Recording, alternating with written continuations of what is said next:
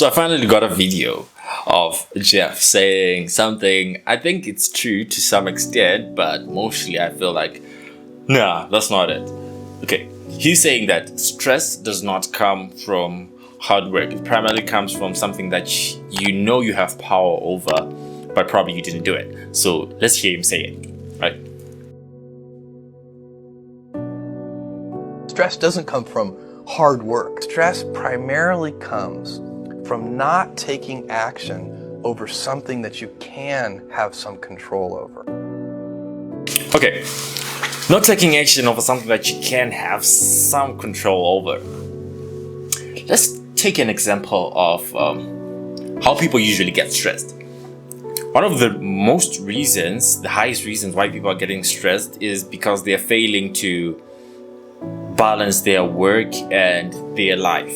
So you find out that either they're working 2-3 jobs, that's one, or they get to work and then they have these bosses or these supervisors on top of them who just crack down on them, and then they just cannot do it. Or we have a scenario where people are fatigued because they have been coming from another job and then they get here and then they cannot perform as well as they should just because their body is tired. Now the supervisor will come in and say, why aren't you doing this the way it should be done? Well, it's probably the duty of the supervisor to do that because they're actually paying you to do it well.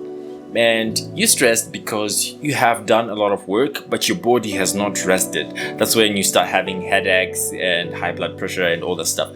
But that is primarily coming from hard work. It's not coming from something that you have some control over, because you definitely have to work in order for you to live, and you need to make that money in order for you to pay your rentals, your bills. Yeah, and then the problem comes in when you're doing the rat race, as the people were saying, from Rich Dad and Poor Dad. You're in constant cycle of repeating. You go to work, you pay your bills, you go to work, you pay your bills. That's something that also causes stress. I mean, you can have some control over it and you can change it, but then the fear, or you don't have any guarantee that it's going to work. That's why people continuously do that. And you find out that there are fewer people who have actually made it in life, which makes it even more scarier for most people, because they ask themselves this question: who am I to do it where so many people have failed? Which is a wrong perception. People work so hard to the extent that their bodies cannot take it anymore. And sometimes stress is a result of your body telling you to rest a bit, take a break. That's why you find out that when people are stressed, they are told to take some rest.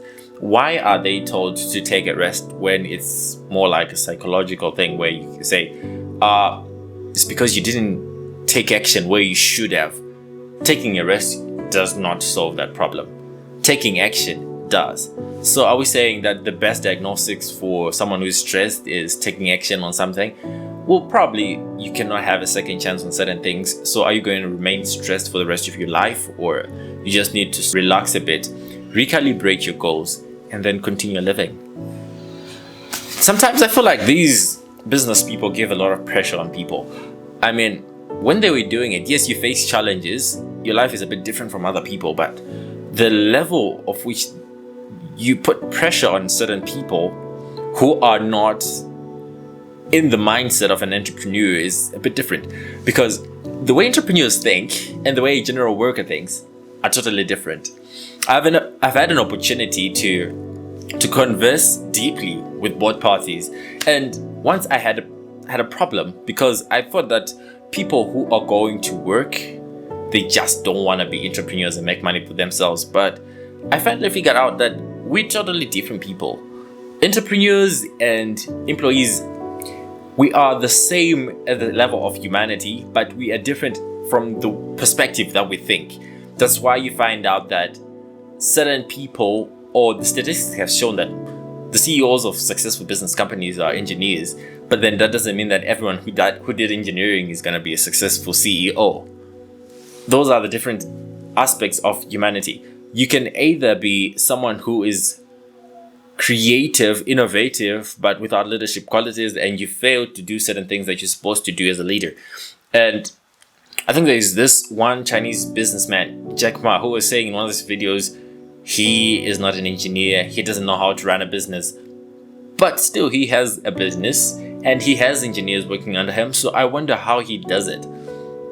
So it's a matter of how people are created or how people decide to take action in certain aspects of their lives that generally builds character and habit. And you find out that this person is more leaned to becoming an entrepreneur, and this person, they enjoy the comfort of being an employee. They want to go and work towards something, build something while working with a team, but not necessarily owning the thing.